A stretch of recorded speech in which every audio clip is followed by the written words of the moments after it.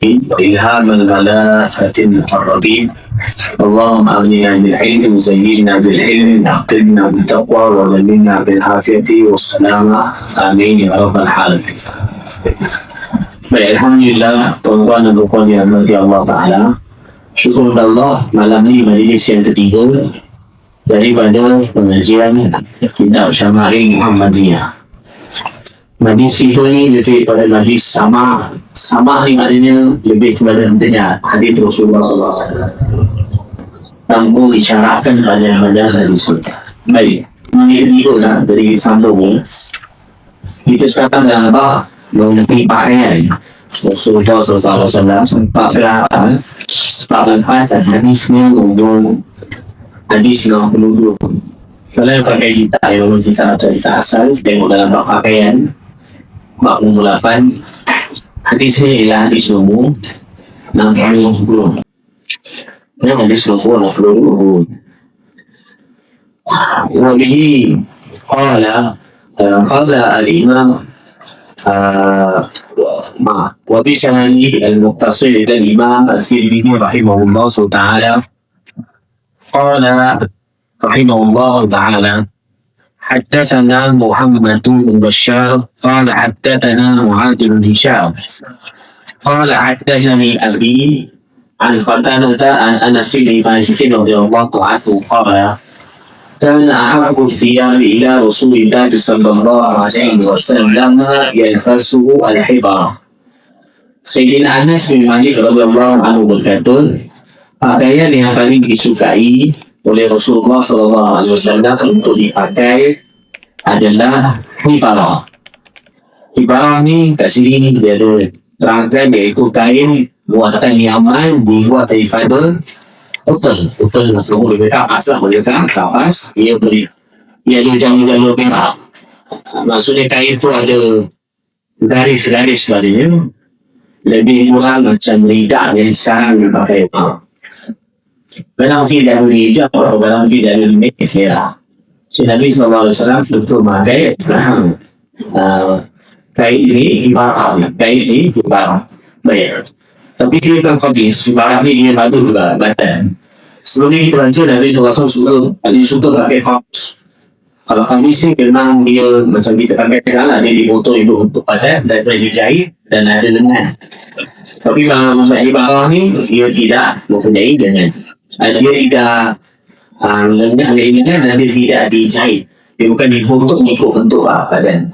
وبه إليه قال حدثنا معبود بن غيلان قال حدثنا عبد الرزاق قال حدثنا سفيان عن عون بن أبي جحيفة عن أبيه رضي الله عنه قال رأيت النبي صلى الله عليه وسلم وعليه ثمة حمراء كأني أنظر إلى بريق ساقيه قال سفيان وراءها حبارا.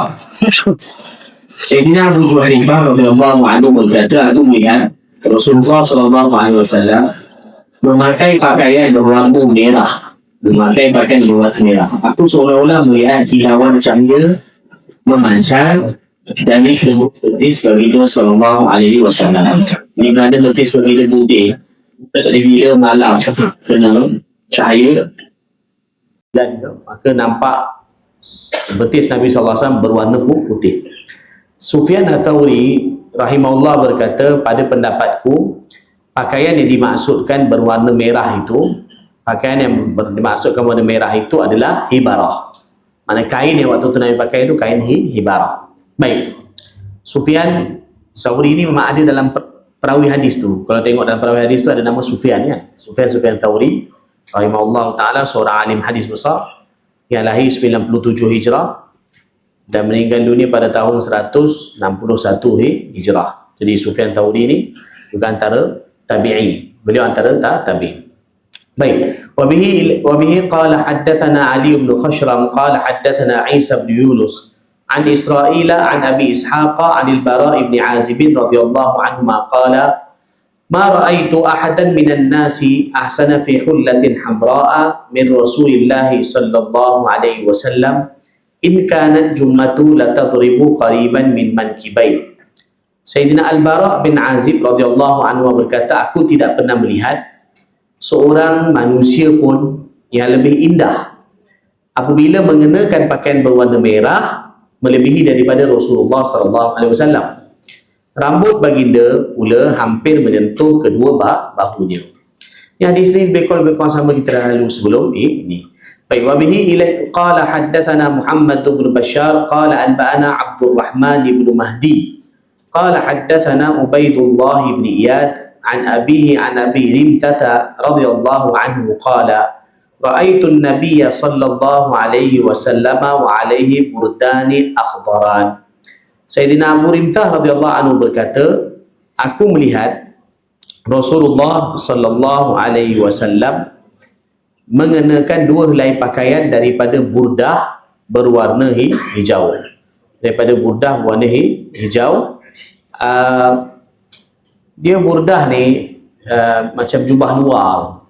Jubah luar, maka ia dinamakan sebagai burdah. Lebih kurang macam kalau tuan-tuan dan puan tengok para ulama Yaman, mereka satu pakai jubah kat dalam, satu lagi diorang pakai jubah luar yang tengah dia terbuka tu, maka itu dipanggil burdah. Tapi zaman dulu diorang punya burdah mereka ni ialah dia besar, maksud lengan dia besar dan dia agak macam besar, maknanya lebar. Jadi dia bukan macam sempit lah. Kalau sekarang ni macam diorang pakai lebih kecil. Tapi kalau burdah zaman dulu dia agak besar. Tapi dia tak labuh lah sangat. Tak sampai, maksudnya tak sampai melebihi buku lali.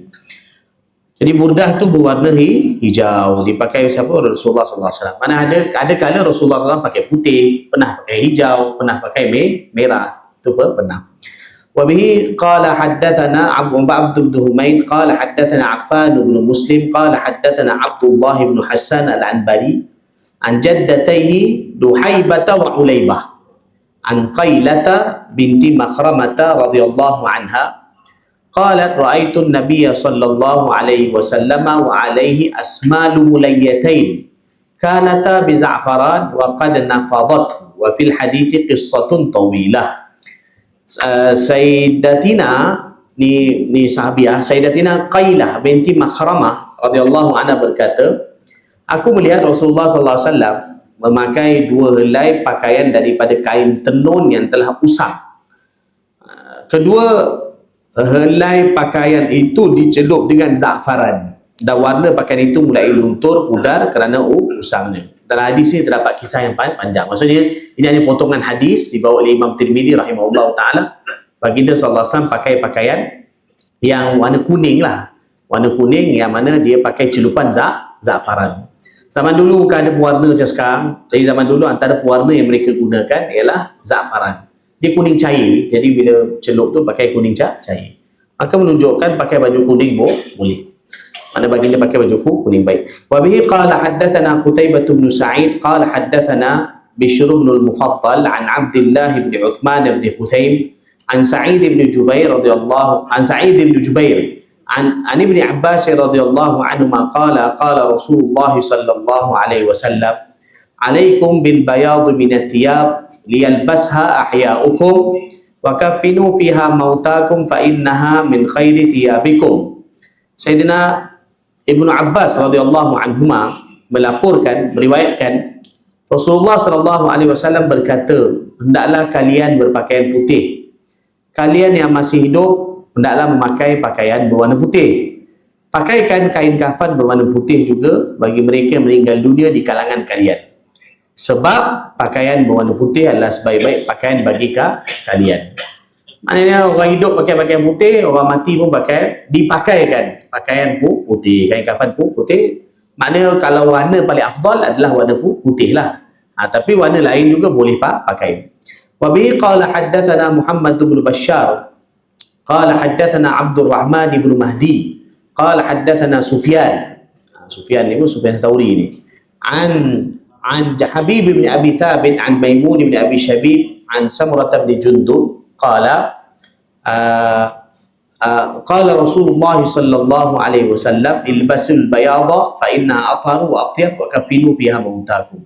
Tadi itu bukan Sufyan Tsauri, tadi itu Sufyan bin Uyainah. Kalau yang tadi belakang tu Sufyan Tsauri, yang ni Sufyan bin Uyainah rahimahullah taala. Sufyan bin Uyainah lambat sikit lahir. Sufyan bin Uyainah yang lahir 107 Hijrah dan meninggal dunia 198 Hijrah. Beliau hidup lama sikit. Sufyan bin Uyainah rahimahullah taala.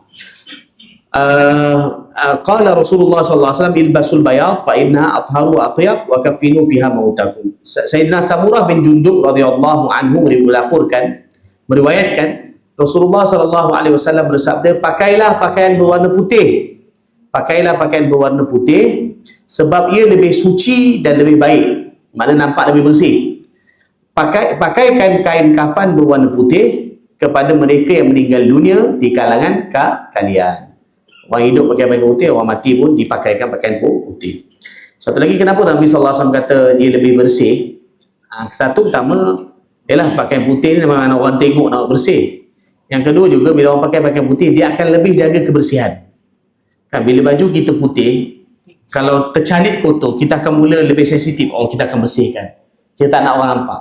Kadang-kadang baju gelap ni, kadang-kadang baju tu kadang dah kotor dah, tapi kadang orang tak tahu sebab tak nampak kan. Jadi baju putih ni bila kalau kotor cepat nampak. Jadi biasa orang akan lebih bersihkan. Ialah tempat kita selalu tukar baju, tukar ni kan. Tapi kalau setengah-setengah tempat, diorang kalau negara yang macam agak susah, kadang pakaian diorang tu memang lama tak tukar-tukar. Jadi kadang dah kotor baru mereka tu tukar. Jadi kalau baju putih maka lebih nampak. Baik. وبه قال حدثنا أحمد بن منيع قال حدثنا يحيى بن زكريا بن أبي زائدة قال حدثنا أبي عن مصعب بن شيبة عن صفية بنت شيبة عن عائشة رضي الله عنها قالت خرج رسول الله صلى الله عليه وسلم ذات غداء أو قال ذات يوم وعليه مرط من شعر أسود. Daripada Sayyidatina Aisyah radhiyallahu anha, beliau berkata pada suatu pagi Rasulullah sallallahu alaihi wasallam keluar dari rumah. Baginda sallallahu alaihi wasallam memakai mirt, iaitu pakaian yang dibuat daripada bulu berwarna hitam. Mirt iaitu dia lebih kurang kain daripada kain linen tertebal, kain bulu, kain daripada bulu. Nabi sallallahu alaihi wasallam memang ada satu jubah bulu. Kadang-kadang ni kalau kita tengok, kadang ada gambar-gambar yang buat pakai Rasulullah disimpan kan, satu jubah bulu. Itu yang jubah tu daripada bulu biri tu, maka itu dipanggil sebagai mirt. Dia kalau pakai memang betul-betul panas. Boleh jadi kadang-kadang Nabi SAW pakai time musim sejuk. Baik. Wa bi qala haddatsana Yusuf bin Isa qala haddatsana Waqi' qala haddatsana Yunus bin Abi Ishaq an abihi man Abi Ishaq عن الشعبي ما شاء الله الإمام الشعبي عن الشعبي عن عروة بن المغيرة بن شعبة عن أبيه رضي الله عنه أن النبي صلى الله عليه وسلم لبس جبة رومية ضيقة الكمين. Sayyidina Al-Mughirah bin Syu'bah radhiyallahu anhu meriwayatkan sesungguhnya Rasulullah sallallahu alaihi wasallam pernah memakai jubah ala Romawi yang sempit di kedua-dua lengannya. Jubah tu dibuat dari sana, daripada Rom. Baginda SAW pakai dan kedua lengan dia agak sempit. Pada zaman dulu biasanya Nabi SAW pakai jubah lengan dia lebar-lebar kan? Tapi pernah juga Nabi SAW pakai jubah yang agak sempit sehingga baginda nak berwudu, baginda terpaksa keluarkan tangan, kemudian maksudnya keluar tangan di jubah tu, kemudian Rasulullah basuh tangan di luar. Macam kalau kita kan kita sinsing ni kan, tidak sempit, Nabi SAW terpaksa keluarkan keluar, kemudian baginda basuh tangan baginda ketika berwudu. Rom ni bila sebut zaman Nabi dulu, kadang-kadang Rom juga boleh bermakna Syam zaman dulu dalam jajahan Rom. Jadi boleh jadi memang datang dari negara Rom. Rom mana merangkumi daripada Constantinople sekarang, semua dulu Rom Timur lah. Kemudian sampailah ke bawah Syam semua dulu adalah Rom. Jadi kadang-kadang bila sebut Rom, boleh jadi juga datang daripada Syam. Yang mana Syam pula merangkumi 4 negara kan, zaman Nabi SAW dulu, iaitu daripada Syria, Jordan, Palestin, Lubnan, ini semua dulu adalah negara Syam. Babu maja fi aishi Rasulullah sallallahu alaihi wasallam. Ini masuk pula iaitu sifat kehidupan Rasulullah sallallahu alaihi wasallam. Saya tak pasti bab ni ada ke tidak dalam kitab yang tuan-tuan pakai, sebahagian besar pakai kitab ringkasan tu. Tak pasti ada tak bab ni. Bab ni iaitu bab maja fi aishi Rasulullah sallallahu alaihi wasallam, bab tentang sifat kehidupan Rasulullah sallallahu alaihi wasallam. Wa bihi qala haddatsana Qutaibah bin Sa'id qala haddatsana Hammad bin Zaid an Ayyuba an Muhammad bin Sirin qala. Muhammad bin Sirin ni tabi'i, Beliau meninggal dunia 110 Hijrah. Qala kunna 'inda Abi Hurairah radhiyallahu anhu wa 'alaihi thawbani mumashyaqani min kattarin fatamakhata fi ahadihima. Faqala bakh bakh yatamakhatu Abu Hurairah fil kattan. Laqad ra'aituni wa inni la akhiru fi ma baina minbari Rasulillah sallallahu alaihi wasallam wa hujrati Aisyah radhiyallahu anha mamshiyan alaihi. فيجيء الجائي فيضع رجله على عنقي يرى أن بي جنونا وما بي جنون وما هو إلا الجوع. Baik, Imam Muhammad bin Sirin rahimahullah berkata, Imam Muhammad bin Sirin rahimahullah berkata, kami bersama Sayyidina Abu Hurairah radhiyallahu anhu yang memakai 2 lapis pakaian yang diperbuat daripada kain linen, kain bulu yang dicelup dengan tanah liat merah. Maksudnya zaman tu kira baju yang saya nak pakai ni dah agak, orang kata baju baik lah, baju yang agak elok lah, yang kena agak mahal dan agak selesa berbanding zaman sebelum tu. Jadi mana saya dah berlalu pakai baju daripada kain yang agak elok, yang mana warnanya macam warna kuning kan, atau daripada tanah liat merah lebih warna kuning atau macam ke arah orange sikit. Sayyidina Abu Hurairah radhiyallahu anhu, beliau membuang hingus pada satu daripada 2 lapis pakaiannya itu. Ini maknanya dengan pakai macam kain macam sapu tangan begitulah, dengan sapu tangan. Sesudah itu Sayyidina Abu Hurairah radhiyallahu anhu berkata wah wah. Itu ucapan ni seperti satu bentuk macam takjub. Sekarang ini Abu Hurairah membuang hingus pada kain linen, mana pada kain mahal. Padahal dahulu aku melihat diriku sampai tersungkur di antara mimbar Rasulullah sallallahu alaihi wasallam dengan kamar Aisyah radhiyallahu anha disebabkan kelaparan. Ketika itu seseorang datang menginjak leherku kerana menyangka aku orang gila, walhal aku hanya kelaparan. Allahu Akbar. Mana Sayyidatina, maksudnya Sayyidina Abu Hurairah radhiyallahu anhu, beliau cerita zaman beliau hidup zaman Nabi sallallahu alaihi wasallam. Ini kan Abu Hurairah radhiyallahu anhu hidup lepas Nabi wafat, beliau hidup lama lagi, 40 tahun lebih. Abu Hurairah radhiyallahu anhu meninggal dunia 58 Hijrah. Rasulullah wafat 11. Jarak antara beliau dengan Rasulullah wafat, antara dengan beliau wafat 47 tahun lagi, beliau hidup lama lepas tu. Jadi lepas dah lama-lama, zaman dah berubah kan, beliau hidup agak senang. Sampai baju pun dah elok. Bila beliau nak bersihkan hidung, beliau bersih hidung pun pakai kain kita macam sapu tangan yang agak baik. Sampai beliau kata, oh, beliau terkenang dengan diri beliau mengeluh pada diri beliau sendiri. Beliau tahu, Abu Hurairah nampak sekarang dah hidup senang betul. Padahal dulu aku ingat diri aku ni pernah kerana terlalu lapar sampai tak pengsan dekat Raudhah. Pengsan dekat Raudhah. Dan aku lihat bahawa aku pengsan dekat Raudhah, maksudnya Raudhah Nabi kan. Maksud contoh macam antara, beliau kata antara mana? Antara mimbar Rasulullah dengan rumah Aisyah. Inilah contoh mimbar Nabi. Kan ni kan rumah Nabi tu kat sini kan. Jadi kat mimbar Nabi kat ni, beliau duduk sini, pengsan dekat situ. Maksud pengsan dalam Masjid Nabawi, dalam Raudhah beliau kadang-kadang pengsan. Jadi orang bila sampai beliau jatuh pengsan, nampak macam tumbang tu, orang ingatkan zaman tu, orang ingat mungkin beliau terkena penyakit sawan, ataupun sebab kadang-kadang kalau kita baca gila, kalau kita baca gila dalam hadis, bukan makna gila tu ni, kadang macam terkena boleh jadi sawan, atau boleh dia macam terkena gangguan jin ke apa ke. Jadi zaman tu kalau nak ubat penyakit ni, diorang akan pijak leher dia. Jadi orang pijak leher beliau kan diingatkan beliau macam terkena sawan ke atau seumpamanya. Padahal beliau kata aku jatuh tumbang tu bukan kerana sakit penyakit, tapi kerana lapar sangat. Maksudnya sampai kerana lapar sangat tumbang, tak boleh nak berdiri. Begitu keadaan yang pernah dilalui oleh Sayyidina Abu Hurairah radhiyallahu anhu. Sebab beliau kan dulu antara ahli sufah kan, hidup susah. Baik. Wabihi, jadi maksudnya beliau nak cerita zaman beliau hidup di zaman Rasulullah sallallahu alaihi wasallam. Beliau pernah lalui zaman yang begitu lapar sampai tak ada makan. Tapi sekarang zaman yang beliau cerita ni dah hidup senang. Baju pun dah mahal. Baju pun dah mahal. Dan benda tu tak lama pun, lebih kurang 40 tahun lebih saja selepas daripada zaman Rasulullah sallallahu alaihi wasallam. Baik. Wa bihi qala haddatsana Muhammad bin Sirin, murid beliau lah. Wa bihi qala haddatsana Qutaibah qala haddatsana Ja'far bin Sulaiman ad-Dubai an Malik bin Dinar qala ma syabi'a Rasulullah sallallahu alaihi wasallam min khubzin qatt wa la lahmin illa ala dhafaf. Qala Malik bin Dinar sa'altu rajulan min ahli al-badiyah ma ad-dhafaf faqala ay yatanawala ma'an nas. Baik, Malik bin Dinar rahimahullah beliau berkata, tapi Malik bin Dinar ni beliau ni tabi'i kan, beliau tak sempat hidup zaman Nabi kerana itu hadis ni bagi hadis mursal. Hadis ni dipanggil hadis mursal, tapi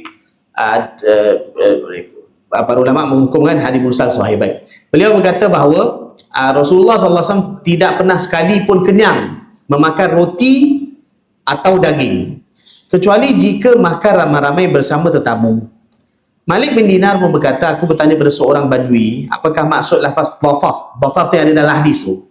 Kan dia katakan, ma syabi'a Rasulullah SAW min khubsin qattu wala lahmin illa ala dhafaf. Jadi Malik bin Dinar tanya pada orang Arab yang jati, apa makna dhafaf yang dalam hadis tu. Jadi orang itu menjawab, makanan itu dimakan bersama orang ramai. Maksudnya, Nabi SAW zaman dulu, Nabi memang tak makan kenyang-kenyang. Nabi makan kenyang bila time ada kenduri. Waktu tu Nabi dapat makan sikit, makan roti atau makan daging dengan agak kenyang, bukan agak terlalu kenyang betul. Time ada kenduri. Kadang-kadang kan sahabat jemput, maka waktu tu Nabi SAW makan kenyang. Tapi kalau Rasulullah makan mungkin sendiri atau bersama keluarga baginda tak makan begitu kenyang. Makanan tak cukup, kan? Makanan tak cukup. Baik. Wa bihi qala haddatsa. Okey, sekarang masuk bab 10, babu ma jaa fi khuffi Rasulillah sallallahu alaihi wasallam. Bab berkenaan dengan khuf, bab berkenaan dengan khuf Rasulullah sallallahu alaihi wasallam. Khuf ni apa dia kita kata sarung kaki kulit. Khuf maknanya sarung kaki kulit, bukan stokin Khuf ialah maksudnya sarung kaki kulit, bukan stokin. Wabihi siapa yang tengok pakai kitab tu kadang kena cari kan bab dia berapa. Saya tak pasti ada tak bab khuf tu. Ada bang bab khuf? Ada bab khuf. Okay. Wabihi qala haddatsana bab 10 bab khuf. Wabihi qala haddatsana Hannad bin Sari qala haddatsana Waqi' an Dalham bin Salih an Hujair bin Abdullah an Ibn Buraidah an abihi Abi Buraidah anna an-Najashiyya ahda lin-nabi sallallahu alaihi wasallam khuffaini aswadaini sadijain. Sadijain boleh, sadajain boleh. Dal tu dibaca dua baris. Fala bisahuma thumma tawadda'a wa masaha alaihima. Sayyidina Buraidah radhiyallahu anhu beliau berkata sesungguhnya Raja An-Najashi menghadiahkan sepasang khuf hitam pekat kepada Rasulullah sallallahu alaihi wasallam. Rasulullah sallallahu alaihi wasallam memakai sepasang khuf itu, kemudian baginda berwuduk dan hanya menyapu air ke atas khuf itu, iaitu tidak membasuh kaki dan tanpa menanggalkan khuf. Nabi sallallahu alaihi wasallam waktu itu Rasulullah pakai khuf. Jadi bila Rasulullah dah pakai khuf dah berwuduk, bila Rasulullah sallallahu alaihi wasallam maksudnya nak ambil wuduk lagi, baginda tak tanggalkan khuf tu, baginda sapu di atas khuf tersebut. Sarung kaki kulit. Dan khuf tu siapa yang hadiahkan? Raja Najashi. Raja Najashi iaitu raja daripada Habsyah lah. Raja Habsyah namanya Ashamah. Raja Najashi ni Ashamah dan beliau ni masuk Islam. Namanya Ashamah. Alif Sad Ha Mim Ta Marbu Ashamah. Beliau masuk Islam. Baik. Lepas tu bila masuk Islam, lepas tu tak lama lepas tu beliau meninggal dunia, kemudian naik Raja Najashi yang lain juga lepas tu masuk Islam. Rasulullah dakwah kan dia masuk Islam. Wa bihi qala haddatsana Qutaibah bin Sa'id qala haddatsana Yahya bin Zakaria bin Abi Zaidah an al-Hasan bin Ayyash an Abi Ishaq an Sya'bi qala al-Mughirah bin Syu'bah radhiyallahu anhu ahda dihiyatu lin-nabi sallallahu alaihi wasallam khuffain falabisahuma. Sayyidina Al-Mughirah bin Syu'bah radhiyallahu anhu berkata, Dihyah radhiyallahu anhu, di sahabat Nabi juga, Sayyidina Dihyah radhiyallahu anhu menghadiahkan sepasang khuf kepada Rasulullah sallallahu alaihi wasallam, kemudian Rasulullah sallallahu alaihi wasallam memakainya. Baik. Dihyah ni iaitu Dihyah bin Khalifah, Sayyidina Dihyah bin Khalifah Al-Kalbi radhiyallahu anhu, baginda sallallahu alaihi wasallam biasa hantar beliau ni jadi utusan. Jadi beliau balik, beliau bawa hadiah untuk Nabi sallallahu alaihi wasallam iaitu khuf. Khuf kan. Okey, wa qala Israil an Jabir an Amir wa jubbatan falabisahuma hatta tafarraqa la yadri Nabi sallallahu alaihi wasallam adakiyun huma am la. Qala Abu Isa wa Abu Ishaq hada Abu Ishaq Asy-Syaibani wasmuhu Sulaiman. Okey, Amir Asy-Sya'bi melaporkan Amir Asy-Sya'bi melaporkan, iaitu meriwayatkan sebagai tambahan daripada hadis di atas, dan juga baju jubah. Dan baju jubah maksudnya, kalau yang sebelum ni satu riwayat beritahu bahawa Dihya radhiyallahu anhu hadiahkan khuf dia, sepasang khuf lah. Tapi ada tambahan dalam riwayat yang diriwayatkan oleh Imam Sya'bi. Sya'bi ni mana Amir bin Syarahil. Imam Sya'bi ni nama penuh beliau Amir bin Syarahil Asy-Sya'bi rahimahullahu ta'ala. Dan Amir Asy-Sya'bi rahimahullah, beliau meriwayatkan sebagai tambahan hadiah di atas dan baju jubah. Maksudnya Dihya radhiyallahu anhu hadiah kepada baginda khuf sepasang dan juga jubah. Jadi Rasulullah SAW memakai sepasang kasut itu sampai koyak. Yang khuf tu lah, yang khuf tu baginda pakai sampai koyak. Baginda tidak mengetahui adakah kulit kasut itu dari haiwan. Beliau tidak mengetahui, baginda lah ni. Baginda SAW tidak mengetahui adakah kulit kasut itu dari haiwan yang disembelih ataupun tidak. Nabi SAW tak tanya adakah ni kulit ni daripada binatang disembelih ataupun tidak. Boleh dia kerana Nabi SAW tahu bahawa ia memang disembelih. Tapi maknanya perawi ni kata Nabi tak tanya pun bila kulit tu sampai, adakah dia daripada binatang disembelih ataupun tidak. Baik. Jadi khuf ni dipakai sebenarnya sebagai rukhsah lah. Tempat kita tak biasa pakai khuf. Tapi macam negara-negara yang mungkin ada musim sejuk, jadi mereka pakai khuf. Tapi sekarang pun secara umum negara yang ada musim sejuk pun tak pakai khuf. Kan? Sekarang ni tak pakai khuf. Saya wallahualam, tapi negara Arab pun saya tak nampak pakai khuf. Kan? Dia kalau yang banyak pakai ni India Pakistan. India Pakistan pakai, itu tak semua tempat. Sebahagian kawasan saja pakai, tapi biasanya orang pakai time musim sejuk. Jadi bila musim sejuk, kaki dipakai sarung kaki kulit tu, memang badan sedap sikit lah rasa. Badan rasa selesa sikit. Bila sejuk kadang, antara nak bagi badan rasa selesa sikit, iaitu bila kaki ditutup. Kaki ditutup. Jadi pakai khuf ni dia ada dia punya rukhsah dia. Rukhsah ni maknanya keringanan yang diberikan dalam syariat. Antara keringanan yang diberikan iaitu bila berwuduk tak perlu tanggalkan dan memadai dengan sapu di atas khuf tersebut. Tetapi ada syarat-syarat dia yang diterangkan dalam kitab fiqh. Pengajian kita bukan nak terangkan pasal syarat-syarat dia, tapi dia itu diterangkan dalam kitab fiqh. Okey. Babu ma jaa fi na'li Rasulillah sallallahu alaihi wasallam. Sekarang masuk bab 11 tentang sandal Rasulullah sallallahu alaihi wasallam. Sandal ke sepatu ke. Ini lebih pada selipar lah, selipar kan. Kalau kita selipar lah, sandal ke sepatu ke selipar. Wa bihi qala haddatsana Muhammad bin Bashar qala haddatsana Abu Dawud at-Tayalisi qala haddatsana Hammam an Qatadah qala qultu li Anas bin Malik radhiyallahu anhu kaifa kana na'lu Rasulillah sallallahu alaihi wasallam qala lahumā qibalan. Qatadah rahimahullah pernah bertanya kepada Anas bin Malik radhiyallahu anhu. Sayyidina Anas bin Malik radhiyallahu anhu, ustaz beliau, sahabat kan. Bagaimanakah bentuk sandal ataupun capal Rasulullah sallallahu alaihi wasallam? Sayyidina Anas bin Malik radhiyallahu anhu menjawab, sandal baginda mempunyai dua tali qibal. Tali qibal ni tali sandal bahagian depan yang terletak di antara jari kaki. Dua tali qibal pada sandal Rasulullah itu adalah satu tali yang terletak di antara ibu jari kaki dan jari telunjuk, okey. Dan satu lagi yang terletak antara jari tengah dan jari manis. Maknanya ada dua tali, kan? Maknanya kan katalah ni kaki kan. Jadi satu tali dekat sini, satu tali kat sini, satu lagi tali ialah dekat sini. Dua tali qibal. Kan dia kata kan? Dua tali qibal pada sandal Rasulullah dan satu tali terletak antara ibu jari kaki dan ditunjuk. Maksudnya sini.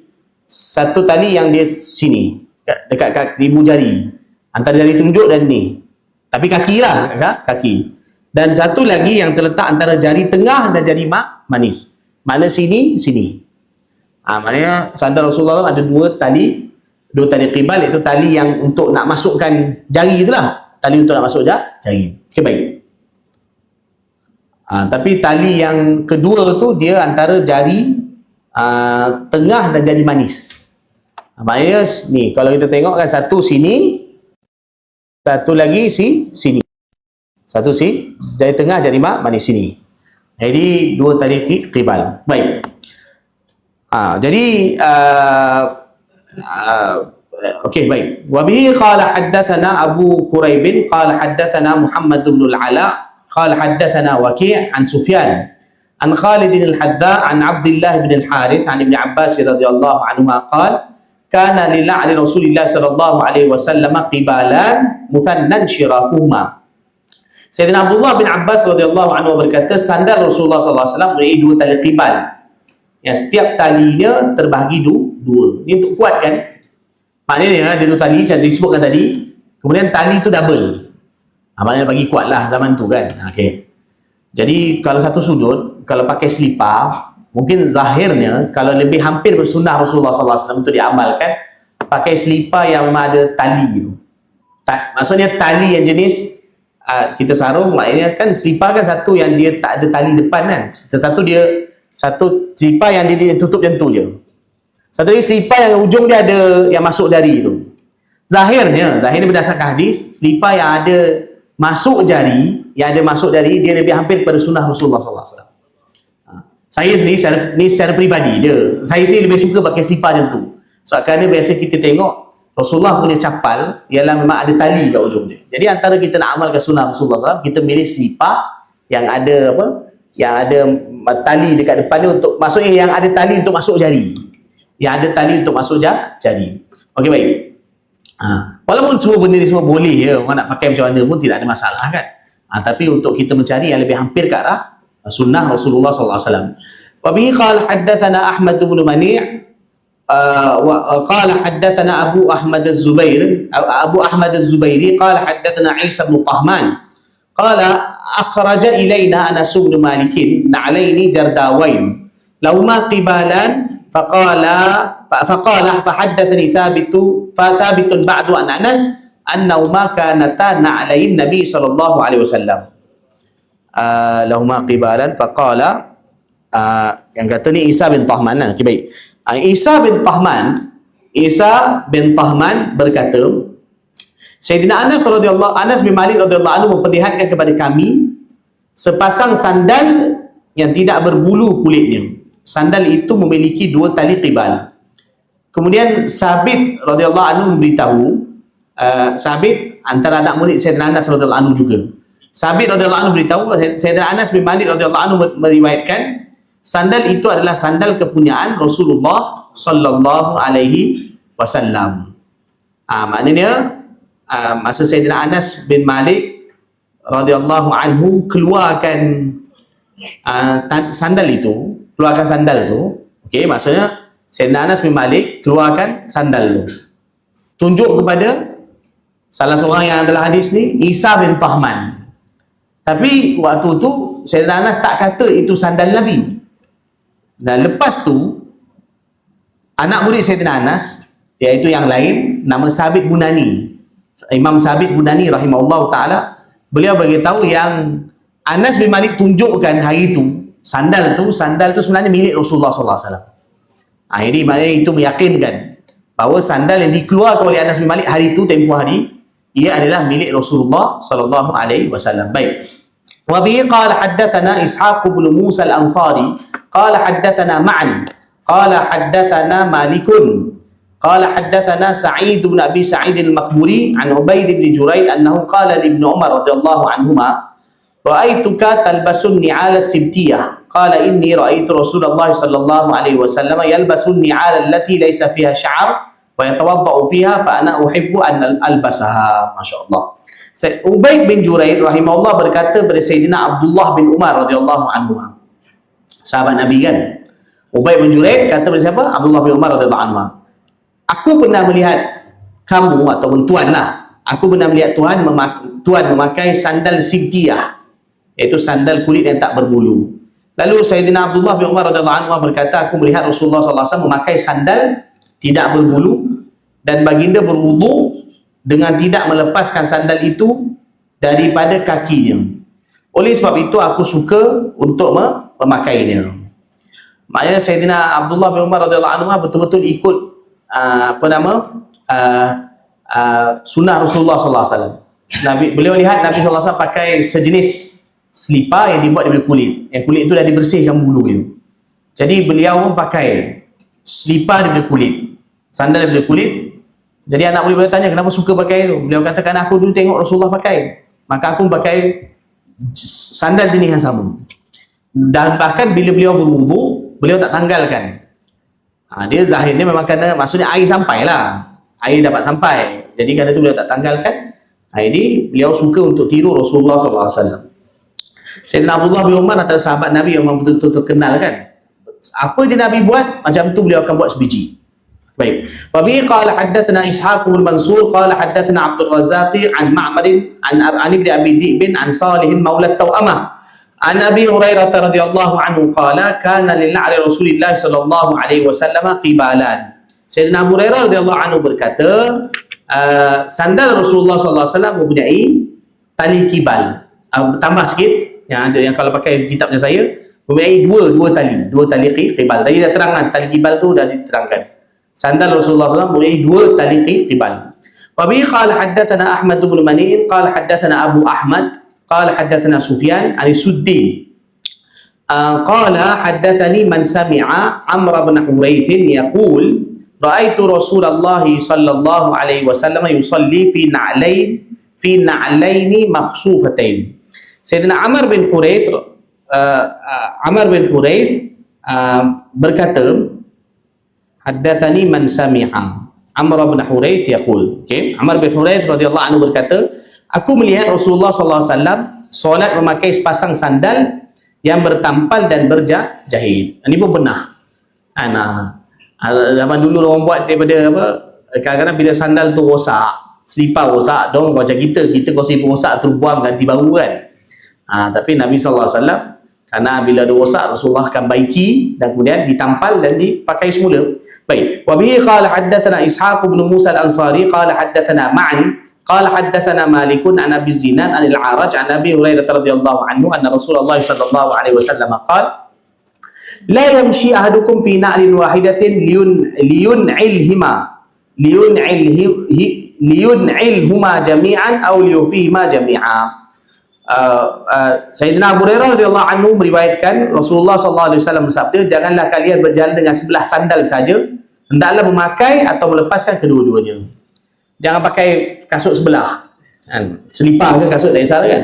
Kalau nak pakai dua-dua, kalau nak tanggal dua-dua. Dan hadis ni kita dah baca itu dalam Riyadhus Shalihin. Hadis lebih kurang samalah kan, adab kan. Adab. Baik. Wa bi qala haddatsana Qutaibah an Malik bin Anas an Abi Zinad nahwahu, iaitu riwayatnya sama seperti di atas. Wa bi qala haddatsana Ishaq bin Musa qala haddatsana Ma'an qala haddatsana Malik an Abi Zubair an Jabir radhiyallahu anhu anna an-nabiy sallallahu alaihi wasallam naha an ya'kula ar-rajula yani ar-rajula bi shimali aw yamshiya fi na'lin wahidah. Sayyidina Jabir radhiyallahu anhu meriwayatkan sesungguhnya Rasulullah sallallahu alaihi wasallam melarang seseorang makan dengan tangan kiri atau berjalan dengan sebelah sandal. Ni pun kita dah baca itu hadis dia kan, iaitu jangan makan tangan kiri dan jangan pakai kasut sebelah, selipar dan pakai sebelah, pakai dua-dua atau tangan dua-dua. Baik. Wa bi qala haddatsana Qutaibah bin Malik, maaf. Wa bi qala haddatsana Qutaibah an Malik wa haddatsana Ishaq qala haddatsana Ma'an qala haddatsana Malik an Abi Zinad an al-A'raj. Malik tu Imam Malik lah, Malik bin Anas an Abi Hurairah radhiyallahu anhu anna Nabiy sallallahu alaihi wasallam qala idza ta'ala ahadukum falyabda' bil yamin wa idza naza'a falyabda' bishimal faltakun al-yumna awwalahuma tun'al wa akhirahuma tunza'. Baik, Sayyidina Abu Hurairah radhiyallahu anhu meriwayatkan sesungguhnya Rasulullah sallallahu alaihi wasallam bersabda, apabila seseorang di antara kalian hendak memakai sandal, mulakanlah dengan sebelah kanan.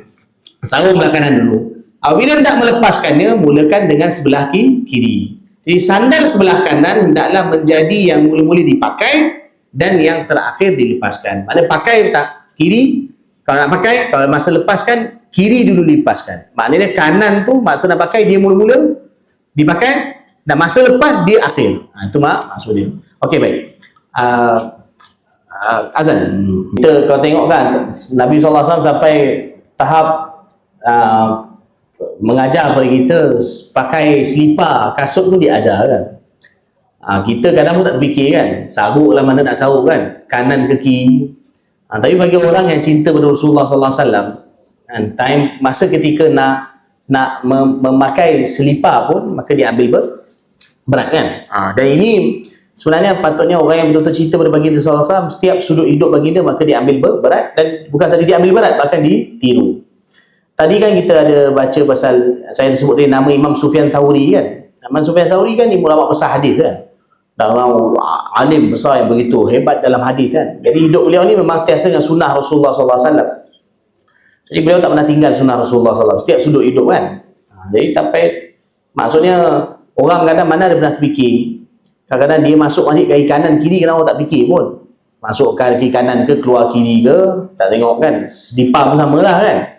Jadi beliau ni disebutkan bahawa beliau dipanggil Thauri, Sufyan Thauri. Thauri itu maknanya dia lembu kan. Sebab kerana sekali itu beliau pergi ke masjid, tersilap masuk kaki kiri. Sebenarnya kadang benda tu bukan sengaja, tapi tersilap masuk kaki kiri. Sebab biasa memang masuk kaki kanan. Tapi orang hebat macam beliau ni, orang yang rapat dengan Allah, dan sekali tersilap masuk kaki kiri, dengar bunyi, dengar orang jerit, Thaur! Thaur tu makna, oi lembu! Itu lebih kurang. Dia masuk kan. Mungkin suara malaikat ke apa, Allah alam, yang mana menegur dia. Seolah oi lembu! Maksud seolah macam kata, main masuk je, seolah main masuk dia masjid kaki kiri. Macam tu lebih kurang kan. Maka lekat nama beliau dipanggil Sufyan Thauri. Sufyan Thauri. Itu orang dekat dengan Allah lah kan.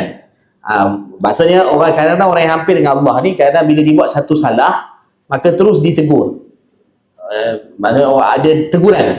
Jadi berbeza dengan orang yang mungkin tak pernah ambil berat tentang perkara yang berkaitan dengan agama. Baik. Dalam maksudnya orang mungkin akan kata kan, Sufyan Thauri sekali masuk masjid kaki kiri kena tegur, aku 10 kali tak pernah aku kena tegur. Sebab kita mungkin tak ambil berat tentang sunnah Nabi, jadi begitu beza antara kita dengan mereka. Baik. Wa bi qala haddatsana Muhammad bin Muthanna qala haddatsana Muhammad bin Ja'far qala haddatsana Syu'bah. Ni Syu'bah. شعبة بن الحجاج قال حدثنا أشعث هو ابن أبي الشعثاء عن أبيه عن مسروق عن عائشة رضي الله عنها قالت كان رسول الله صلى الله عليه وسلم يحب التيمم ما استطاع في ترجله وتنعله وطهوره.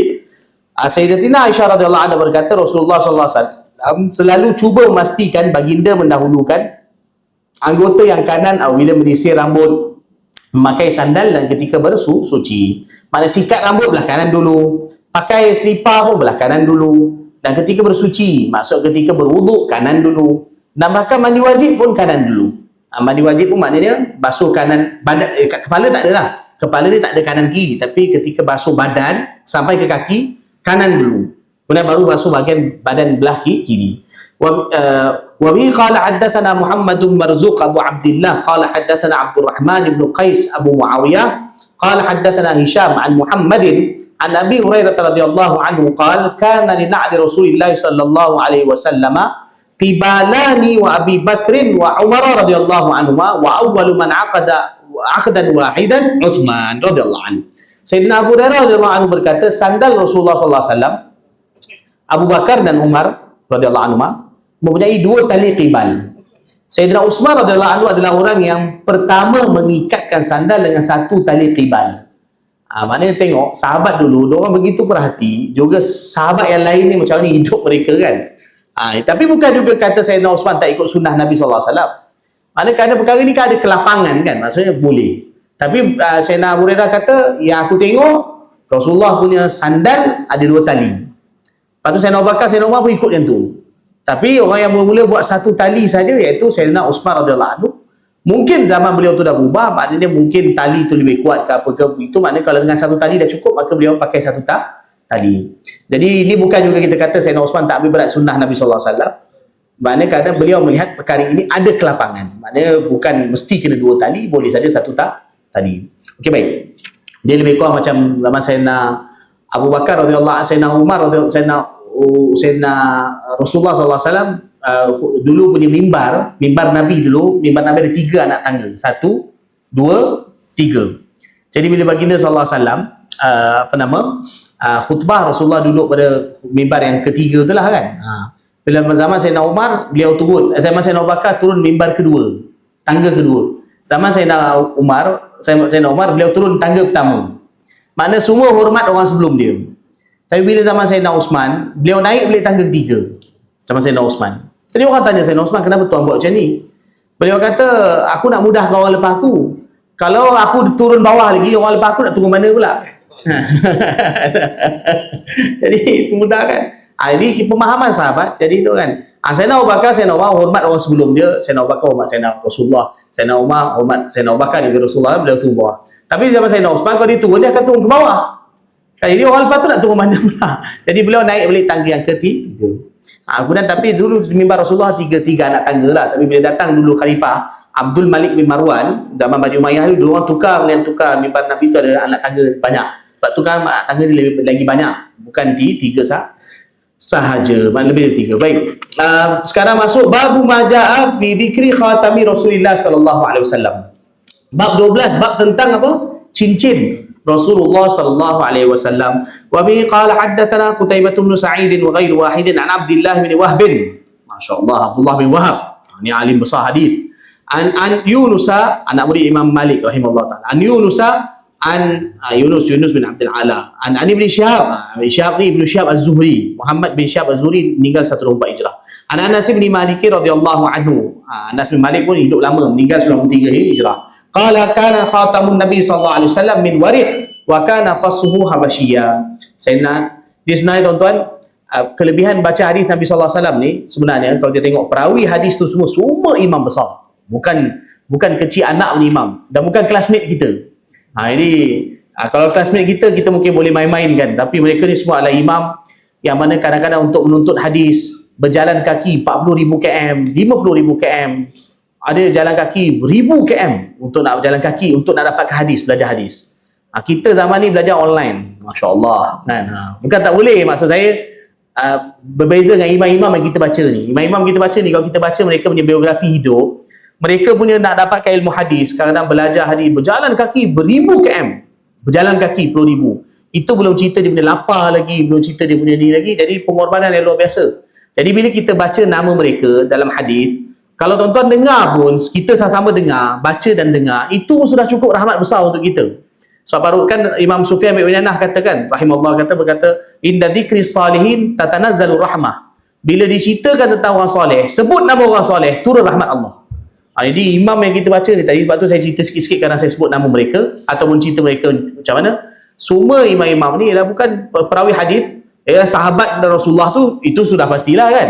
Tapi yang imam-imam yang kita baca dalam hadis ni, dalam sanad hadis ni, semua adalah siapa? Insan-insan agung. Yang dengan perantaraan mereka hadis sampai kepada kita. Maka hargai kan. Dan kita Allah mudahkan nikmat bagi kita untuk belajar dan mendengar hadis daripada mereka. Baik. Wabi mana tadi?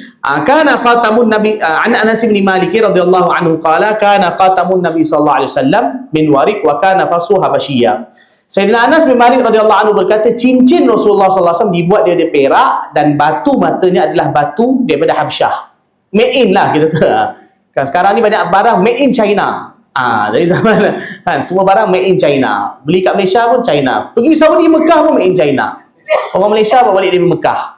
Kata barang masya-Allah tapi made in China. Jadi begitu. Jadi barang semua made in China. Jadi ini maksud nak bagi tahu dia punya Rasulullah sallallahu alaihi wasallam pakai cincin dia dari perak. Lelaki maknanya boleh pakai cincin perak sahaja. Maksudnya boleh pakai cincin besi semua boleh lah. Tapi kalau yang perak, emas memang haram. Perak dia boleh, cincin dia. Tapi kalau pakai perak tempat lain pun tak boleh. Maknanya kalau emas perak ni memang lelaki tak boleh pakai. Kecuali satu dia perak, lelaki boleh pakai cincin perak saja. Tapi lain-lain tu besi semua boleh pakai lah, silver, besi ke apa semua itu sudah tidak ada masalah. Nabi SAW pakai cincin perak sebab Nabi pakai itu yang hukum. Nabi pakai maka hukumnya boleh. Kita juga boleh pakai, lelaki boleh pakai cincin perak. Tapi kalau lain-lain semua tidak boleh perak. Okey. Dan dia punya mata dia tu batu maksudnya apa? Batu dia tu. Mata cincin tu ialah daripada made in Habsyah. Daripada Habsyah iaitu sekarang ni dipanggil Ethiopia.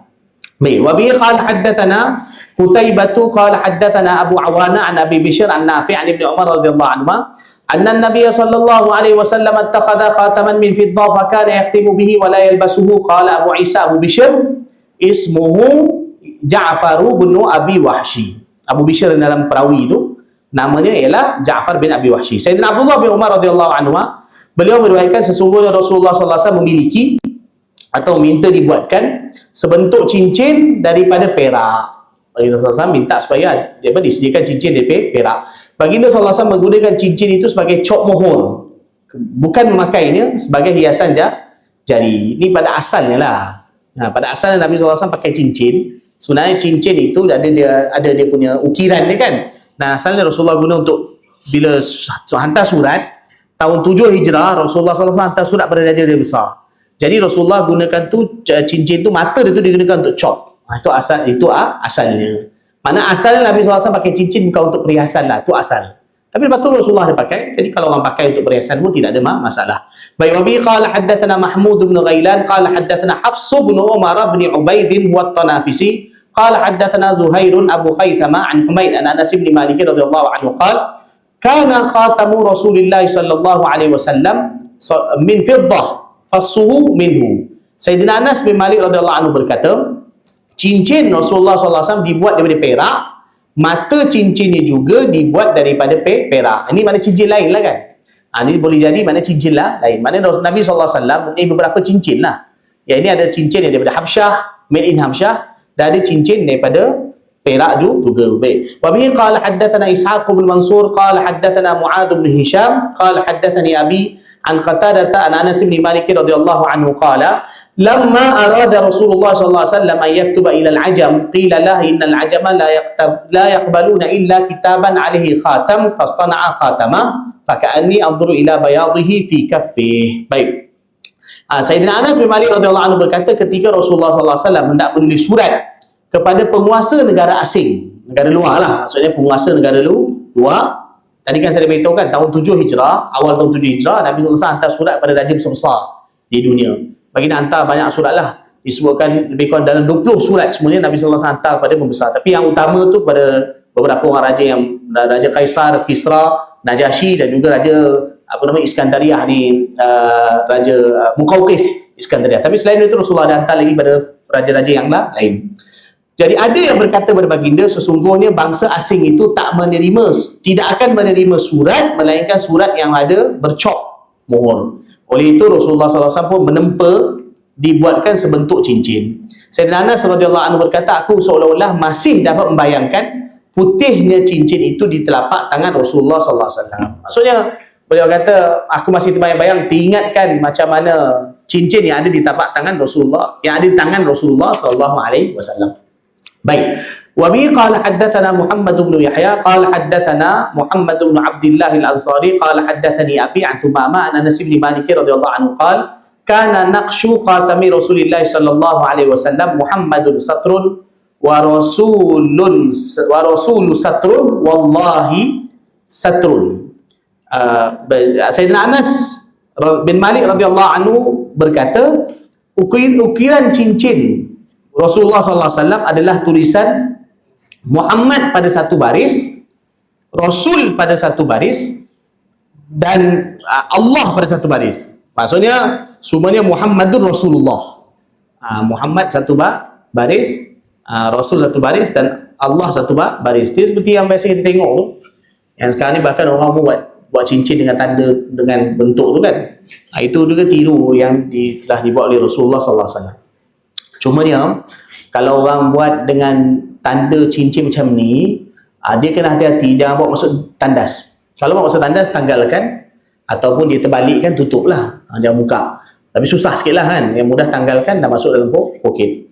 Bahkan ada nama Allah kan, ada nama Allah dan nama Nabi Muhammad. Jadi kan itu perlu dihormati. Baik. Wabihi qala haddatsana Nasr bin Ali al-Jahdami Abu Amr قال حدثنا نوح بن قيس عن خالد بن قيس عن قتادة عن أنس بن مالك رضي الله عنه أن النبي صلى الله عليه وسلم كتب إلى كسرى وقيصر والنجاشي فقيل له إنهم لا يقبلون كتابا إلا بخاتم فصاغ رسول الله صلى الله عليه وسلم خاتما حلقته فضة ونقش فيه محمد رسول الله.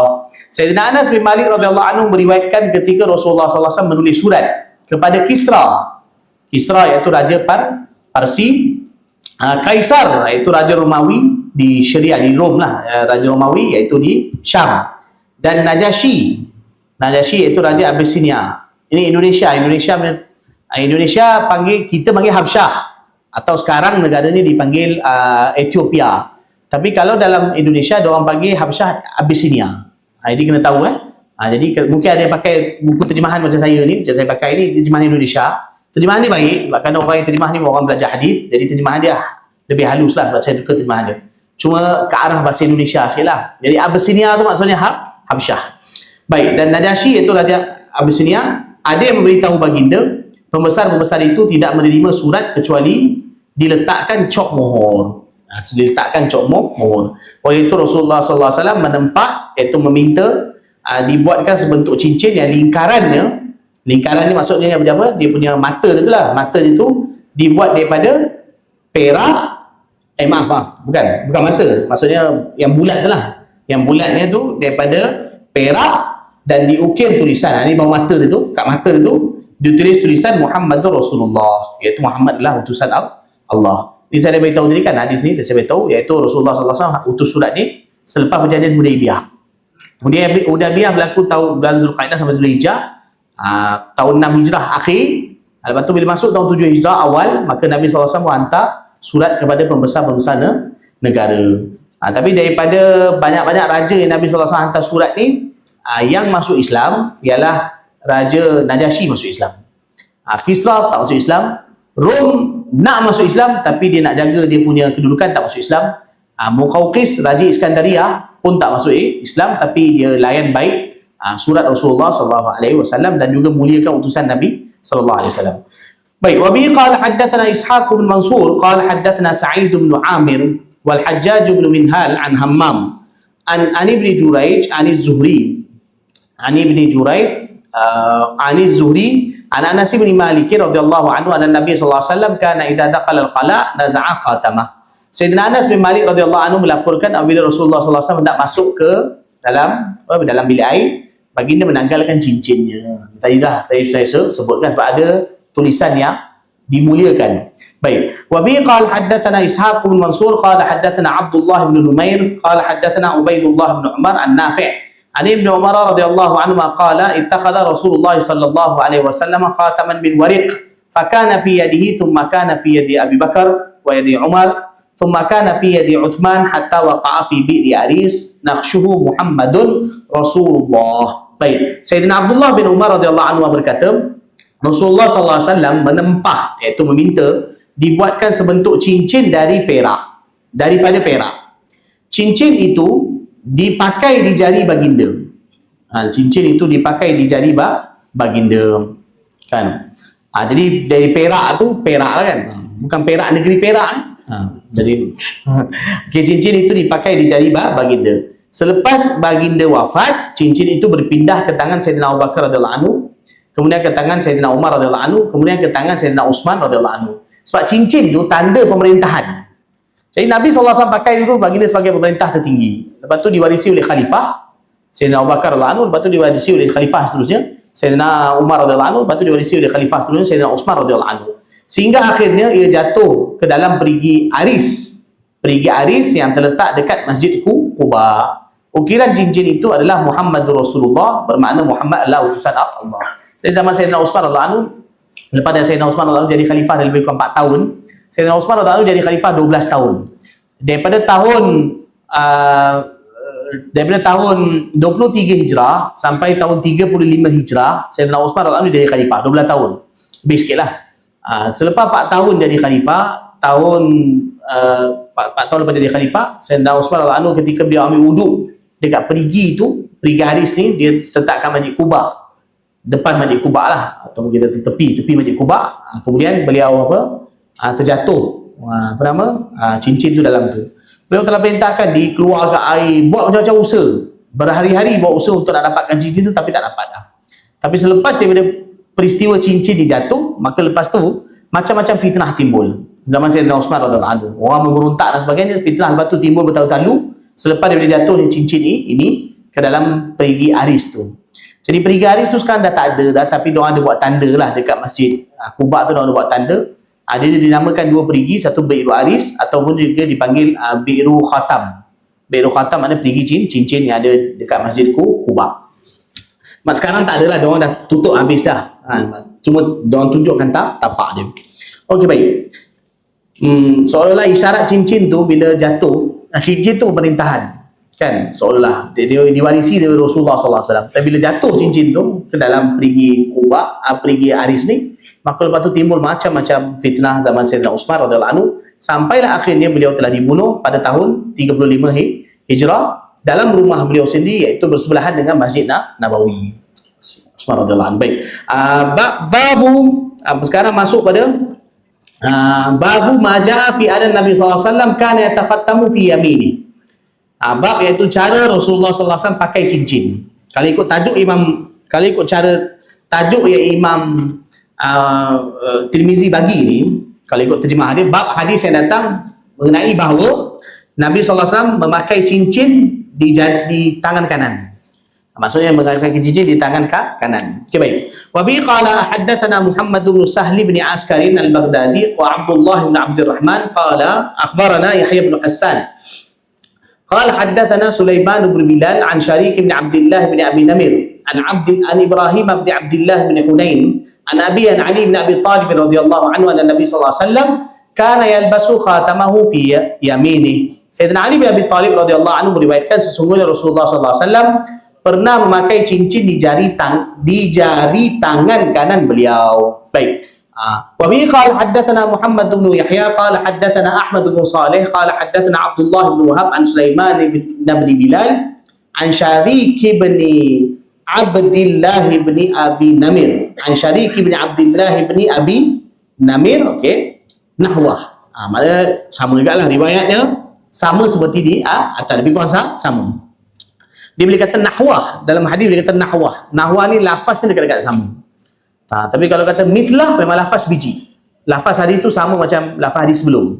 Tapi kalau kata nahwah ni lebih kurang sama lafaznya, dekat-dekat lah lafaznya, tapi makna samalah. Baik. Wa bihi qala haddatsana Ahmad bin Mani qala haddatsana Yazid bin Harun an Hammad bin Salamah qala ra'aitu ibn Abi Rafi' yatakhattamu fi yamini fasa'altu an dhalika.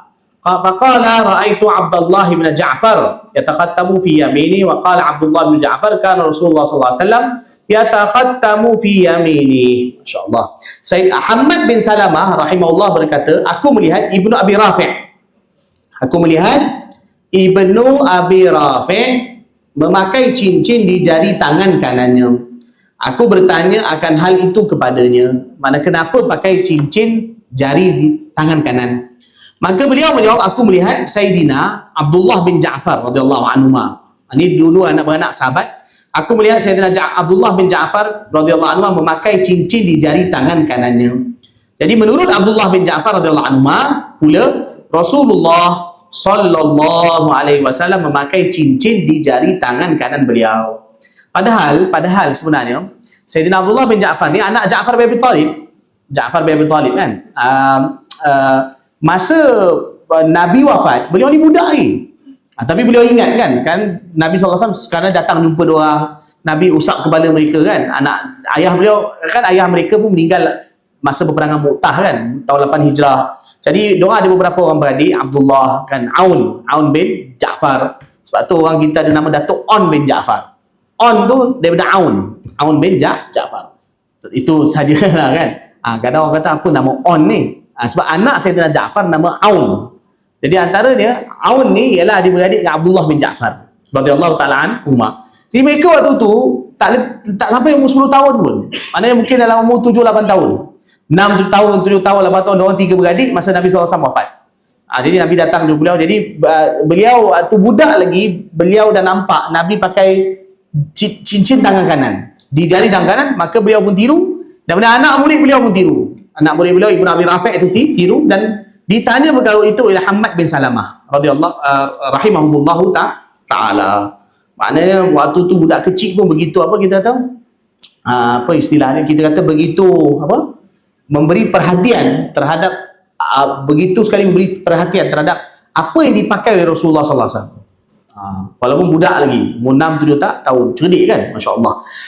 Abdullah bin Ja'far. Baik. Wa bi qala haddatsana Yahya bin Musa qala haddatsana Abdullah bin Numair qala haddatsana Ibrahim bin Al-Fadl an Abdullah bin Muhammad bin Aqil an Abdullah bin Ja'far, sama juga, annahu sallallahu alaihi wasallam atau anna Nabi sallallahu alaihi wasallam kana yataqattamu fi yamini. Sayyidina Abdullah bin Ja'far radhiyallahu anhu berkata, sesungguhnya Rasulullah sallallahu alaihi wasallam pernah memakai cincin di jari tangan kanan beliau, di jari tangan baginda.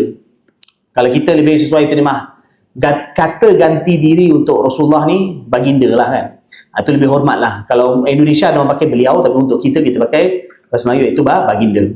Okay, selain daripada Nabi, semua kita pakai baginda, beliau lah. Tapi kalau untuk Nabi SAW kita pakai baginda. Wa bi qala haddatsana Abu al-Khattab Ziyad bin Yahya qala haddatsana Abdullah bin Maimun an Ja'far bin Muhammad an abihi. Abi ni mana Muhammad? An Jabir bin Abdullah radhiyallahu anhu anna Nabi sallallahu alaihi wasallam kana yataqattamu fi yaminihi. Jabir bin Abdullah radhiyallahu anhu berkata, sesungguhnya Rasulullah SAW pernah memakai cincin di jari tangan kanan baginda. Baik. Wa bi qala haddatsana Muhammad bin Humaid Ar-Razi qala haddatsana Jarir an Muhammad bin Ishaq an Salt bin Abdullah qala kana Ibn Abbas radhiyallahu anhuma yataqattamu fi yaminihi wa la yaqalu illa qala kana Rasulullah sallallahu alaihi wasallam yataqattamu fi yaminihi. As-Salt bin Abdullah rahimahullah berkata, Sayyidina Ibn Abbas radhiyallahu anhu memakai cincin di jari tangan kanannya. Jika aku bertanya kepadanya, dia pasti akan menjawab, Rasulullah SAW memakai cincin di jari tangan kanan baginda. Baik. Baik. Kita tengok kan, mungkin kadang-kadang kalau kita baca hadis ni berulang kali dicerita benda sama. Kadang ulama hadis kadang datangkan satu hadis yang makna sama berkali-kali, kadang-kadang ada beberapa tujuannya. Tujuan tu panjang lah kalau kita nak cerita dalam hadis ni kan. Tapi nak ceritanya kadang-kadang walaupun berkali-kali kita jumpa hadis, tapi kadang perawi tak sama. Kadang-kadang hadis tu ada poin-poin tertentu yang Imam Tirmizi nak sampaikan. Kenapa beliau bawa datang hadis walaupun berulang kali. Baik, wa bi qala haddatsana Muhammad Ibnu Abi Umar qala haddatsana Sufyan an Ayyub bin Musa an-Nafi' an Ibnu Umar radhiyallahu anhuma anna Nabi sallallahu alaihi wasallam ittakhadha khataman min fiddah wa ja'ala fassahu mimma yali kaffah wa naqasha fi Muhammadur Rasulullah wa naha an yanqusha ahadun alaih. Baik, Sayyidina Abdullah bin Umar radhiyallahu anhu berkata, sesungguhnya Rasulullah sallallahu alaihi wasallam memiliki sebentuk cincin daripada perak. Bila baginda memakainya, Rasulullah sallallahu alaihi wasallam menghadapkan batu cincin itu ke telapak tangannya. Maksudnya yang batu tu dekat dalam. Bukan dekat luar. Walaupun kadang biasa bagi keluar, tapi Nabi sallallahu alaihi wasallam pakai ke dalam. Kadang-kadang perkara ini boleh jadi Sayyidina Abdullah bin Umar riwayatkan apa yang beliau tengok. Jadi kadang-kadang bukan kata kalau pakai ke atas tak boleh, sebab kadang sahabat ni kadang riwayatkan apa yang dia nampak masa tu Nabi SAW ni kerana Abdullah bin Umar tengok masa apa yang dia tengok masa apa yang dia tengok, maka lepas tu dia ikut apa yang dia tengok. Tapi mungkin sahabat lain tengok lain, maka dia ikut sahabat yang lain tu ikut apa yang dia tengok.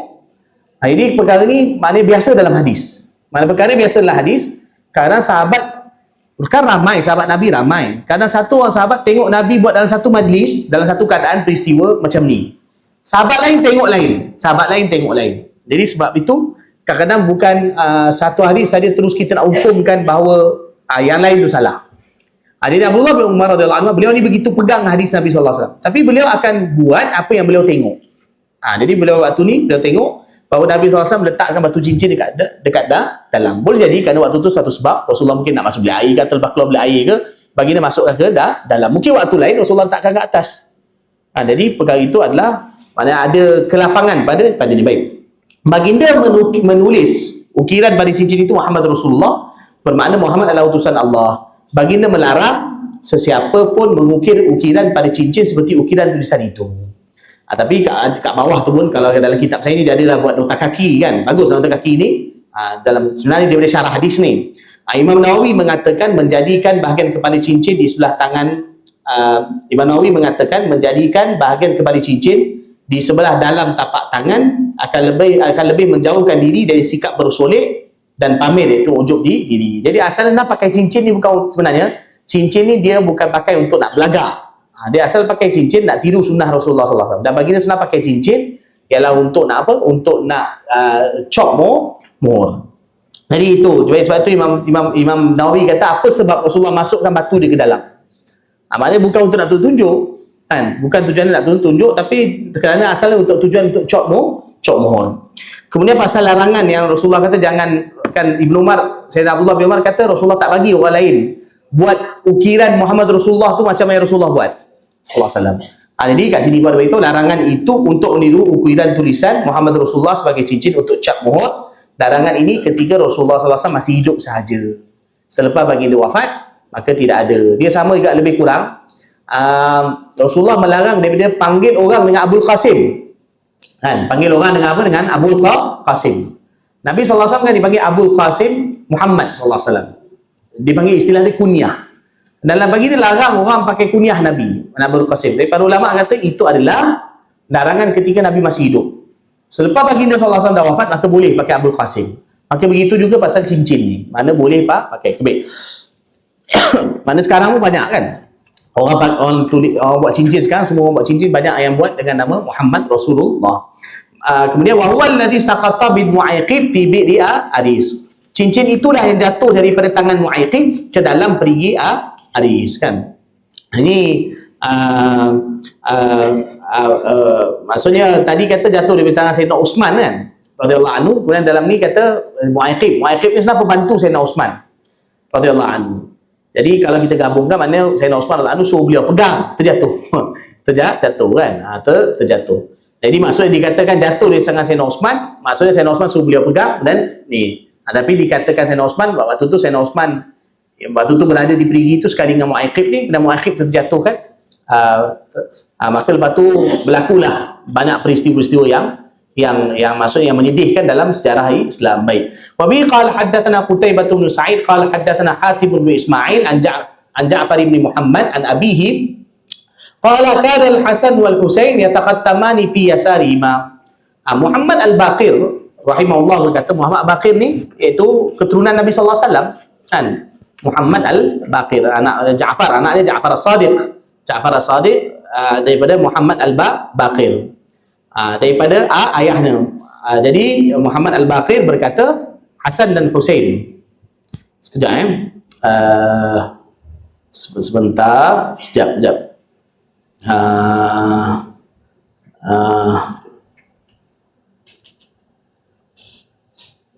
Okey. Jadi Muhammad al-Baqir berkata Sayyidina Hasan dan Husain radhiyallahu anhuma pernah memakai cincin di jari tangan kiri mereka. Kan Rasulullah SAW biasa pakai tangan kanan, tapi mereka pakai jari tangan kiri. Jadi perbuatan Hasan dan Husain radhiyallahu anhu itu masih mengikuti perbuatan Rasulullah SAW, kerana ada hadis riwayat Muslim dan Abu Daud yang menyebutkan bahawa Rasulullah SAW pernah memakai cincin di jari tangan kirinya. Maknanya hadis ni dalam Tirmizi tak sebut, tapi dalam riwayat lain sebut Nabi SAW juga pernah pakai jari tangan kiri. Dalam mazhab Syafi'i, memakai cincin sebelah tangan kanan adalah yang lebih afdal daripada pakai cincin sebelah tangan kiri. Memang dalam kitab fiqh sebut macam tu. Dalam kitab fiqh sebut walaupun boleh pakai dua-dua, tangan kanan dan kiri dua-dua boleh pakai. Tapi dari segi afdal, mazhab Syafi'i kata afdal pakai tangan kanan. Tapi dalam mazhab Maliki, memakai cincin sebelah tangan kanan adalah makruh. Maliki lah berkata kalau pakai sebelah tangan kanan adalah makruh. Mungkin sebab dia kerana cincin ni asal bukan untuk perhiasan. Jadi mazhab Maliki kata kalau perhiasan afdal pakai tangan kanan. Tapi cincin dia tu bukan untuk perhiasan asalnya. Maka dia tu sebab tu kata afdal pakai tangan kiri. Mungkin itu sebab ilah lah. Sebab apa mazhab Maliki kata makruh tangan kanan kiri. Jadi tengok kan, nanti jangan kita tuduh pula Imam Malik tak jumpa ke hadis ni. Imam Malik imam besar hadis kan, beliau takkan tak tahu besar hadis yang pakai tangan kanan ni. Tapi beliau juga jumpa hadis tangan kiri. Dia berdasarkan dua hadis tu, mana beliau dengan pandangan beliau, maka beliau keluarkan pandangan. Nanti jangan ada orang tuduh bahawa Imam Malik tak tahu ke Nabi SAW pakai jari tangan kanan. Imam Malik pasti lebih tahu daripada kita. Tapi kerana satu sebab, maka beliau keluarkan pandangan beliau. Baik. Kemudian memakai cincin. Okey, baik. Okey, sambung lagi. Kemudian wabi qala haddatsana Abdullah bin Abdul Rahman qala anba'ana Muhammad bin Isa wa huwa ibn Tabba'. Kita habiskan bab ni sikit lagi nak habis dah. Qala haddatsana Abbad bin Awam an Sa'id, maaf. Wa huwa ibn Tabba' qala haddatsana Abbad bin Awam an Sa'id bin Abi Arubah an Qatadah an Anas bin Malik radhiyallahu anhu annahu sallallahu alaihi wasallam kana yataqattamu fi yaminihi. وقال أبو عيسى وهذا حديث غريب لا نعرفه من حديث سعيد بن أبي عروبة عن قتادة عن أنس بن مالك عن النبي صلى الله عليه وسلم نحو هذا إلا من هذا الوجه. وروى بعض أصحاب قتادة عن قتادة عن أنس بن مالك عن النبي صلى الله عليه وسلم أنه كان يتقدم في يساره وهو حديث لا يصح أيضا. Itu tentang sanad dan juga lafaz hadis itu. Baik.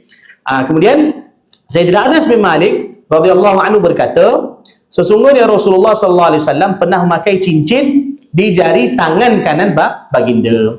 Baik. Wa bi qala haddatsana Muhammad bin Ubaidillah al-Muharibi qala haddatsana Abdul Aziz bin Abi Hazim an Musa bin Uqbah an Nafi' an Ibnu Umar radhiyallahu anhu qala ittaqada Rasulullah sallallahu alaihi wasallam khataman min dhahab fakana yalbasu fi yamini fattaqada an-nasu khawatima min dhahab. Sayyidina Abdullah bin Umar radhiyallahu anhu berkata Rasulullah sallallahu alaihi wasallam memiliki sebentuk cincin daripada emas dan baginda sallallahu alaihi wasallam pun memakai ini di jari tangan kanan. Lalu orang ramai pun turut memakai cincin emas iaitu meniru seperti Rasulullah sallallahu alaihi wasallam. Yang sama hadis tu, fatarahu sallallahu alaihi wasallam wa qala la albasu abada fataraha an-nasu khawatimahum. Selepas itu Rasulullah sallallahu alaihi wasallam pun mencabut dan melempar cincin emasnya dan berkata, aku tak akan memakai ini lagi buat selama-lamanya. Maka orang ramai pun turut mencabut dan melempar cincin emas mereka. Maksudnya ini pada awal Islam. Pada awalnya mana emas Nabi SAW pakai cincin emas dan waktu tu belum lagi dilarang. Lepas tu bila Allah larang maka Nabi SAW pun tak pakai lagi cincin emas dan bahkan baginda tunjukkan balik itu, maksud nak tunjuk kepada sahabat supaya maknanya tinggalkan perbuatan tersebut. Maka sahabat radhiyallahu anhu pun bila tengok Nabi SAW tak pakai lagi cincin emas, mereka pun tinggalkan, mana tidak lagi memakai cincin emas. Dan bahkan baginda larang kan, baginda melarang daripada pakai cincin emas. Jadi mana lelaki boleh pakai cincin perak tetapi haram pakai cincin emas. Perempuan boleh pakai dua-dua, emas boleh, perak pun boleh. Okay, sebagai penutup, apa tadi? Sekarang ni kita masuk pada apa? Nanti kita akan masuk bab 14 nanti, iaitu sambung, iaitu kalau ikut hadisnya hadis nombor 105. Cuma pakai cincin jari apa sunnah? Jari yang afdal pakai cincin dua, maksudnya ada dua jari yang dilarang oleh Nabi sallallahu alaihi wasallam, iaitu jari telunjuk dan juga jari apa ni? Jari tengah ni. Jari telunjuk dan jari tengah dalam hadis riwayat Muslim dari Sayyidina Ali radhiyallahu anhu, Nabi sallallahu alaihi wasallam larang pakai. Cincin jangan pakai jari telunjuk dan juga jari tengah. Kan? Jadi para ulama kata makruh. Manakala pakai cincin makruh pakai tangan jari ini, dua jari ini. Tadi kita dah bagi tahu dah, maknanya boleh pakai kalau mazhab Syafi'i dua-dua boleh kan, kanan kiri boleh pakai. Tapi afdal pakai tangan kanan. Kemudian nak pilih jari pula, jarinya iaitu selain daripada dua jari ini. Kemudian tinggal tiga jari. Tiga jari ini mana paling afdal ni jari ni. Jari apa? Jari kelingking lah. Tapi jari manis pun boleh. Kemudian jari ini pun boleh. Tapi paling afdal jari kelingking. Tapi dua jari lagi manis dan juga apa? Ibu jari juga adalah boleh. Tapi tentang ibu jari ni ada setengah mazhab kata makruh juga. Mana tidak afdal kan. Tapi macam mana pun mazhab kita maknanya tak ada masalah, boleh pakai tiga-tiga jari tersebut. Lepas tu kadang-kadang kita tengok setengah ulama ada kadang pakai jari kelingking, ada dia pakai jari manis, atau ada juga yang pakai ibu jari. Tidak ada masalah. Wallahu a'lam. Wassallallahu ala sayyidina Muhammad wa ala alihi washabihi wa baraka wasallam. Alhamdulillahirabbil alamin. Subhanallah wa bihamdihi, subhanakallahumma wa bihamdika, asyhadu an la ilaha illa anta, astaghfiruka wa atubu ilaik. Rabbil izzati amma yasifun wa salamun ala al mursalin. Alhamdulillahirabbil alamin.